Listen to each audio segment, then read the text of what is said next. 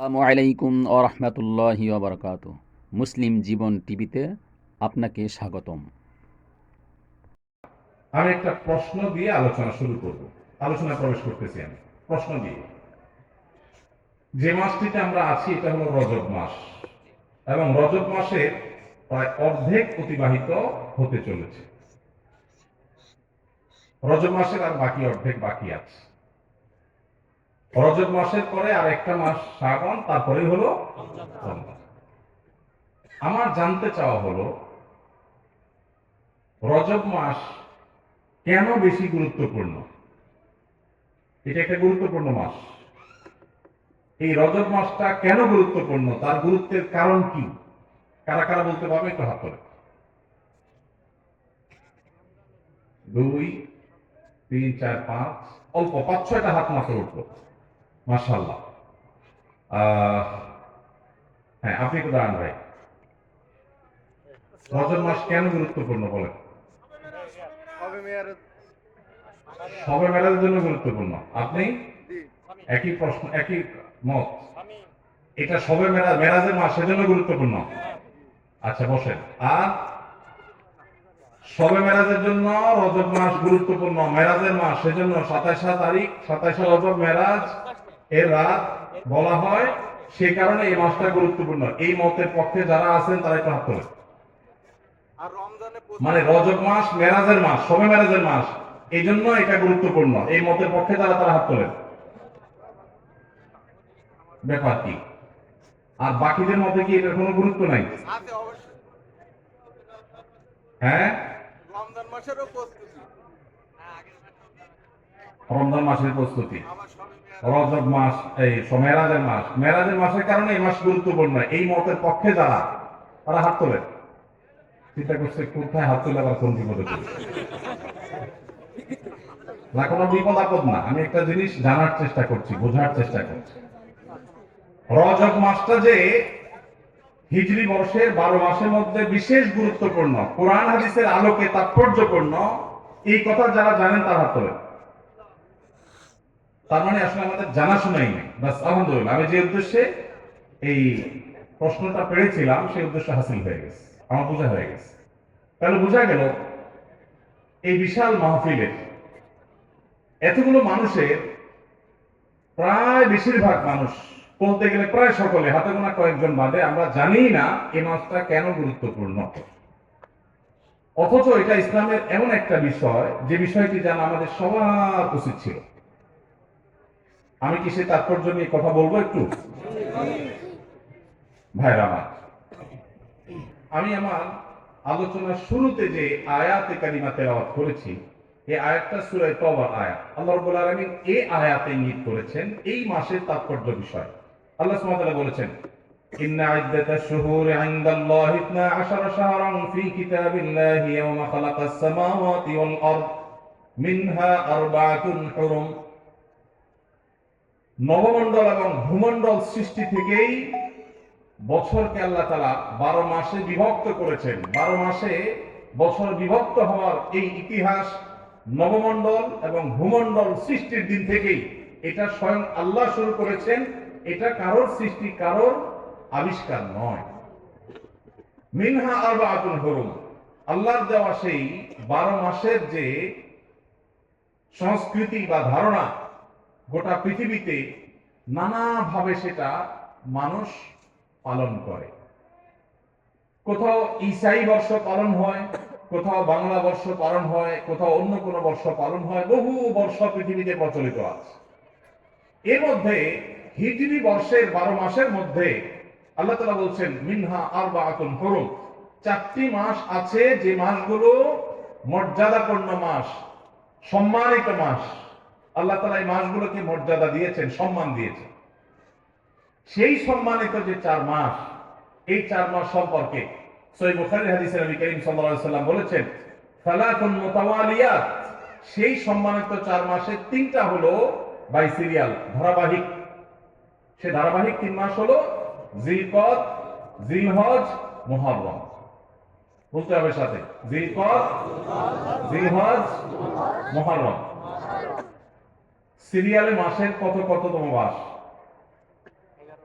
হিজরি বর্ষের কত কততম? 11, 12 আর 1। 11, 12, 1।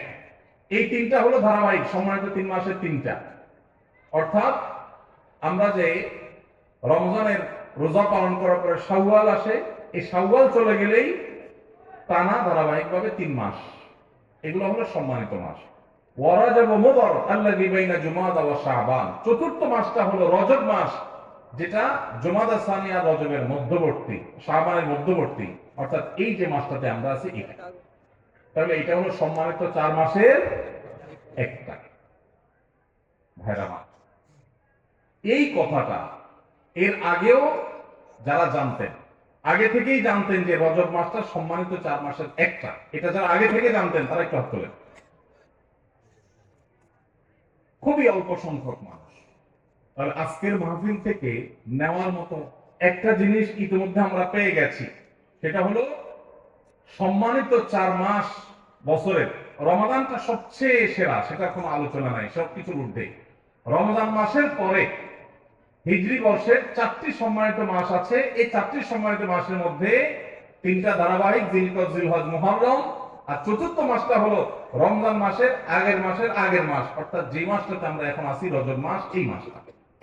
তাহলে এই ইলমটা, এই কোরআনের ধারণাটা, এটা আজকে থেকে নিয়ে যাব ইনশাআল্লাহ। এই ইলমটা নিলে লাভ হবে কি? লাভ হবে এই, স্বয়ং আল্লাহ রাব্বুল আলামিন যে মাসকে মর্যাদাবান ঘোষণা করেছেন, সেই মাসটা আমাদের কাছে মর্যাদা পাওয়ার উপযুক্ত না উপযুক্ত না? কোন সন্দেহ আছে? আল্লাহ কোরআনে যে মাসকে মর্যাদাবান বলেছেন, সে মাসের প্রতি মর্যাদা প্রকাশ করা আমাদের কর্তব্য না কর্তব্য না? এখন আমরা যদি কাউকে না চিনি, তাকে কি মর্যাদা দেওয়া যাবে? আপনি ডিসি অফিসে চাকরি করেন, নতুন বাংলাদেশে পুরাতন ডিসি পরিবর্তন হয়ে নতুন ডিসি সাহেবের এখানে পোস্টিং হয়েছে। আপনি বিমানে করে ঢাকায় আসছেন, আপনার পাশের সিটেই ডিসি সাহেব বসে আসছেন, উনি যোগদান করার জন্য আসছেন।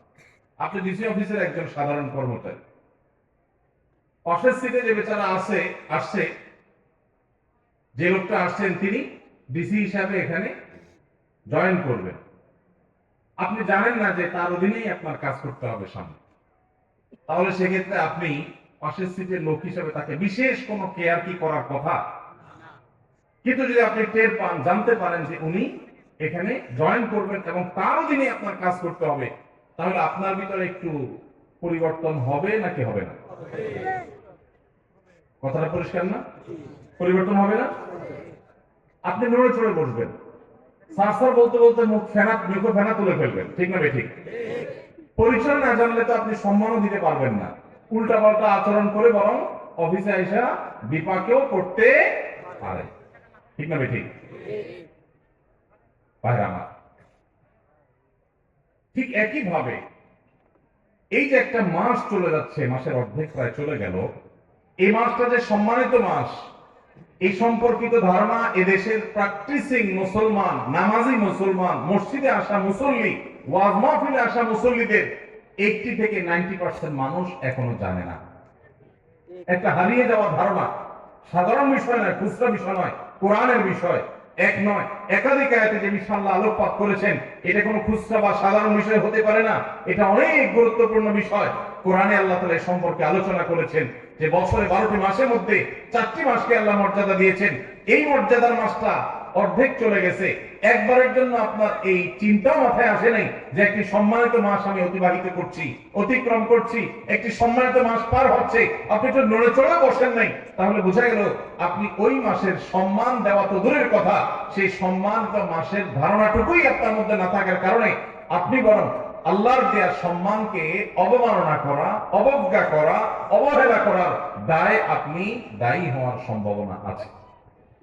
তাহলে আজকে যে আমরা জানলাম, এখন থেকে জীবনের তরে এটা মুখস্থ করে নিব যে জিলকদ, জিলহজ, মুহররম 11, 12, 1 আর রজব মাস, রমজানের আগের মাসটি যখন শুরু হবে, আর কিছু করতে পারেন না পারেন, অন্তত একটা সম্মানিত মাস যাচ্ছে এই কথা মনে করে একটু নড়ে চড়ে বসলেন। নড়ে চড়ে বসা বলতে রুটিন যে আমলগুলো আছে একটু বিশেষ গুরুত্ব দিয়ে করলেন। কেন? কারণ সম্মানিত মাস যাচ্ছে।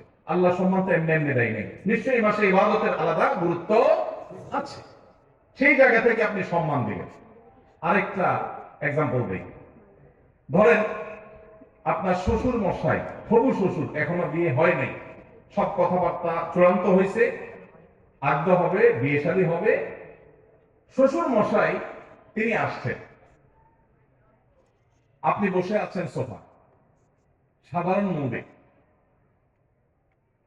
সাধারণ মুডে যখন বসে থাকবে না, আপনার হবু শ্বশুর, নতুন নতুন শ্বশুর হবে হবে ভাব যখন হয়, তখন শ্বশুর এবং শ্বশুরবাড়ির লোকদের কাছে পৃথিবীর সবচেয়ে খারাপ ছেলেটা, সবচেয়ে উশৃঙ্খল ছেলেটাও সবচেয়ে আদবে লেহাজে ছেলে হয়ে যায়, ঠিক না ঠিক? বিয়ের দিন জামাই হিসাবে যখন যায়, এলাকার সবচাইতে বাজে ছেলে যেটা, সেও দেখবেন এত সুন্দর ইনোসেন্ট, এত সুন্দর নম্র ভদ্র আদবে লেহাজি সাইজা নাটক করে হলেও সেখানে ওই মুড এসে যাওয়ার চেষ্টা করে, ঠিক না বেটি? এখন শ্বশুর যখন আসে, আপনি যদি জানতে পারেন যে এই লোকটা আমার শ্বশুর হতে যাচ্ছে, আপনি সোফায় বসে আছেন, উনি ঢুকছে, কি করবেন? যেমনি আপনি থাকবেন, লাভ দিয়ে উঠার চেষ্টা করবেন, ঠিক না বেটি? আব্বা বলবেন না আঙ্কেল বলবেন, এটা নিয়ে টেনশনে পড়ে যাচ্ছে, ঠিক না বেটি? নড়ে চড়ে উঠবেন। আর যদি অন্য সাধারণ মানুষ আসে, ছিলেন না, তাহলে হয়তো আপনি জ্ঞান কেয়ার ভাবে বসে থাকবেন। রজব মাস প্রবেশ করার পর আপনি যদি জানেন যে একটা সম্মানিত মাস প্রবেশ করেছে, আল্লাহ সম্মান দিয়েছেন, সাথে সাথে আপনি নড়ে চড়ে বলবেন। নড়ে চড়ে বসা কি? অন্য সময় ফজর নামাজের জামাতে গাফিলতি হলেও রজব মাস যাচ্ছে এই কথা মনে করে তাড়াতাড়ি মসজিদে চলে যাবেন, কারণ সম্মানিত মাস যাচ্ছে, আল্লাহ সম্মান দিয়েছেন। আমি যদি নড়ে চড়ে না বসি, আমি যদি আমলের জন্য নড়ে চড়ে আমি নিজেকে প্রস্তুত না করি, তাহলে আল্লাহর দেওয়া সম্মানিত মাসের প্রতি আমি অবহেলা এবং অবজ্ঞা প্রদর্শন করে বেয়াদব হলাম। ভাইরা আমার, ধারণাই নেই, সমাজে আলোচনাই নেই। মসজিদের ইমাম সাহেবদের প্রতি আমার অনুরোধ, সম্মানিত মাসগুলো যখন আসবে, প্রতিটা মসজিদে মসজিদে এই সম্পর্কে আলোচনা করবেন, আলোকপাত করবেন, আমাদের ভাইদেরকে ধারণা দিবেন। অনেক ভাই আছেন 50-60 বছরের মুসলমান, তার জীবনে 50 বার সম্মানিত মাস এসেছে, একটি বারের জন্য তিনি কেয়ারও করেন না, জানেনও না, তার মাথায় আসেই নেই রজব কি আর জমাতে স্থানীয় কি, কোনো পার্থক্য নেই, কোনো ব্যবধান নেই, কোনো ভাবলেশ নেই। এর মানে হলো আল্লাহর দেয়া সম্মানিত মাসের প্রতি সম্মান প্রদর্শন আমি করলাম না, অবজ্ঞা করলাম, এটা সুস্পষ্ট আল্লাহর দেওয়া মর্যাদার প্রতি অবজ্ঞা, অসম্মান এবং বেয়াদবি। ভাইরা আমার, তাহলে এখন থেকে সম্মানিত মাস যখনই আসবে, এই মাসকে সম্মানিত মাস হিসাবে আমরা একটু কেয়ার করব, চেষ্টা করবো না ইনশাআল্লাহ? সেদিন কোন এক ভাইয়ের সাথে দেখা, হঠাৎ করে আমার অফিসে এসছেন, ভাই কানাডা থাকে, তো আমরা যখন নাস্তা অফার করলাম, সবাই নাস্তা খাচ্ছি, উনি বলেন রোজা আছে। আমি বললাম কি বলে রোজা আজকে, সোম না, বৃহস্পতি না, আমি বীজ না, হঠাৎ করে আজকে এই মঙ্গলবারে কি কিসের রোজা? উনি বললেন না, কোনো মাসনুন রোজা না, যেহেতু সম্মানিত মাস রজব যাচ্ছে, সম্মানিত মাস উপলক্ষে রোজা রাখার কোনো স্পেশাল নির্দেশ নাই হাদিসে কোরআনে, কিন্তু আমি নিজে থেকে একটু নফল হিসাবে এটা রাখছি। একে তো শীতকাল, এই সময় নবী সাল্লাল্লাহু আলাইহি ওয়াসাল্লাম রোজা রাখার জন্য উৎসাহ দিয়েছেন, আবার সম্মানিত মাস আল্লাহ সম্মান দিয়েছেন, সেজন্য আমি নিজের উদ্যোগে সুন্নাহ হিসাবে না, একটু নফল আমল করার চেষ্টা করেছি। আমার দিলটা শীতল হয়ে গেছে শুনে। উপস্থিত যারা ছিল সবাইকে বললাম, দেখেন, এটাকে বলা হয় কোরআনের শিক্ষা, এটাকে বলা হয় হাদিসের শিক্ষা। ওয়াজ মাহফিল শুনতে শুনতে কান ঝালাফালা করে ফেললাম, একেবারে ওয়াহ কি ওয়াজ হয়েছে, কি ওয়াজ শুনলাম, এই সমস্ত ওয়াহ আর আহ বলে চলে গেলাম, কিন্তু কিছু শিখতে পারলাম না। জীবনে কোনো পরিবর্তন হলো না, কোনো চেঞ্জ আসলো না, কোনো আমল আসলো না, কোনো বদামল ছড়া হলো না। এটা কখনো দ্বীনের শিক্ষা অর্জন হতে পারে না। এই জন্য ভাইরা, আজকের মাহফিল থেকে আমরা যে এই সম্পর্কে নিজেরা এই এলেমকে আমল করব, চর্চা করব যখন সময় মাস আসে, এবং নিজের পরিবারের সদস্য বন্ধু বান্ধবের মধ্যে বিষয়গুলো শেয়ার করবো, যে সম্মানিত মাস সম্পর্কে ধারণা সম্পর্কে তোমার জানা আছে কিনা বন্ধু, চলো আমরা আলোচনা করি। কোরআনে আল্লাহ তাআলা সম্পর্কে বলেছেন, শেয়ার করা যাবে তো ইনশাআল্লাহ? আল্লাহ তাআলা আমাদের সবাইকে এই সম্মানিত মাস সম্পর্কে যে ধারণা বিলুপ্ত হয়ে যাচ্ছে সমাজ থেকে, কোরআনের আমল সাধারণ খুচরা বিষয় না, অথচ হারিয়ে যাচ্ছে, ধারণাই নেই। এই গোটা প্যান্ডেলের মধ্যে 2-4-5 জন ছাড়া বাকিরা আমরা জানি না। তাহলে এটা সম্পর্কে আমরা চর্চা, আলোচনা, আমল বাড়াবো তো ইনশাআল্লাহ। এবার আসেন সম্মানিত মাসে আমরা কি করব ভাইরা আমার। সম্মানিত এই মাসগুলোতে স্পেশাল বা বিশেষ কোন একটি করণীয় আলাদা করে কোরআন হাদিসে কোথাও আসে না যে এটা করতে হবে। বিশেষ কোনো নামাজ নাই, বিশেষ কোনো রোজা নাই। আরবে জাহিলি যুগের মানুষরা রজব মাসে অনেক কিছু করত। এখনো আরবে রজব মাসে উমরা করাকে বিশেষ ফজিলতপূর্ণ মনে করা হয়। এটাকে বলা হয় উমরায়ে রজবিয়া। রজব মাসে একটা বিশেষ পশু জবে হতো জাহিলি যুগে, সেটাও নবী সাল্লাল্লাহু আলাইহি ওয়াসাল্লামের হাদিসে উঠে এসেছে। মুসলমানদের জন্য রজব মাসে বা সম্মানিত মাসে করার মতো আলাদা কোনো আমলের কথা কোরআন হাদিসে বলা হয়নি। তবে আল্লাহ রাব্বুল আলামিন যেহেতু এই মাসগুলোকে মর্যাদা দিয়েছেন, এজন্য রুটিন যে আমলগুলো আছে যেগুলো আমরা অন্য মাসেও করি, সেগুলো এই মাসগুলোতে সম্মানিত মাস হওয়ার কারণে বিশেষ গুরুত্বের সাথে করব। 5 ওয়াক্ত নামাজ 12 মাসই করতে হবে। রমজান আসলে যেরকম তার বিশেষ গুরুত্ব আসে, সম্মানিত মাসের কারণে ওই 5 ওয়াক্ত নামাজকে আমরা বিশেষ যত্ন সহকারে আদায় করবো ইনশাআল্লাহ। যেমন ওই যে বললাম, মুরব্বী মানুষকে সম্মান করা এটা ভালো না খারাপ? তাহলে আপনি সাধারণ মুরব্বীকে দেখে রেসপেক্ট করবেন, আর মুরব্বী প্লাস হবু শ্বশুর যদি হয় তাহলে রেসপেক্টের পরিমাণটা আরো। ঠিক একই ভাবে অন্য যে কোনো মাসে 5 ওয়াক্ত নামাজ আপনি পড়বেন, রজব মাস সম্মানিত মাস আসছে, সেজন্য আপনি ওই 5 ওয়াক্ত নামাজের গুরুত্ব আরো বাড়িয়ে দিবেন। আমি কি বোঝাতে পেরেছি আপনাদেরকে? আপনাদের কাছে কি বিষয়টা পরিষ্কার হয়েছে যে রজব মাসে কি করতে হবে? রুটিন যে কাজগুলো আছে, ভালো কাজগুলো আছে, সেগুলো এই মাসে আরো যত্ন সহকারে করতে হবে। কেন? সম্মানিত মাস যাচ্ছে, আপনি কোরআন তেলাওয়াত প্রতিদিন করেন, মাশাআল্লাহ, আল্লাহ আপনাকে তৌফিক দিবেন। রজব মাস এটা চিন্তা করে কোনোদিন একটু অলসতা লাগলে মনে মনে নিজেকে বলতে হবে যে না, সম্মানিত মাস যাচ্ছে, অতএব আমাকে বিশেষ গুরুত্বের সাথে কোরআন তেলাওয়াত করতে হবে। তাহলে রজব মাসে কি করবো এটা পরিষ্কার হয়েছে। আরেকটা করণীয় হলো, আল্লাহ রাব্বুল আলামিন কোরআন কারীমে বলেছেন সূরা তওবা যে আয়াতটি তেলাওয়াত করলাম এখানে, যালিকাদ দীনুল কাইয়্যিম ফালা তাযলিমু ফীহিন্না আনফুসাকুম। এই সম্মানিত মাসগুলোতে তোমরা নিজেদের প্রতি নিজেরা অবিচার করিও না, নিজেদের প্রতি নিজেরা জুলুম করিও না। তার মানে পাপাচার করে এই সম্মানিত মাসে, যে মাসকে আল্লাহ সম্মান দিয়েছেন, এই আল্লাহর দেওয়া সম্মানিত মাসে গুনাহের কাজ করে নিজের পায়ে যে কুঠারাঘাত করো না। কুঠারাঘাত যে করেছো, এটা তো দুনিয়ার কুঠারাঘাত না, যে দেখা যাবে রক্ত বের হবে, বুঝবা কিয়ামতের দিন যে আল্লাহর দেওয়া সম্মানিত মাসে অপরাধ করে গুনাহে লিপ্ত হয়ে নিজের আমল বরবাদ করেছো, ঈমান বরবাদ করেছো। এজন্য খবরদার, সম্মানিত মাস আসলে নিজের প্রতি নিজে গুনাহের মাধ্যমে অবিচার করবা না।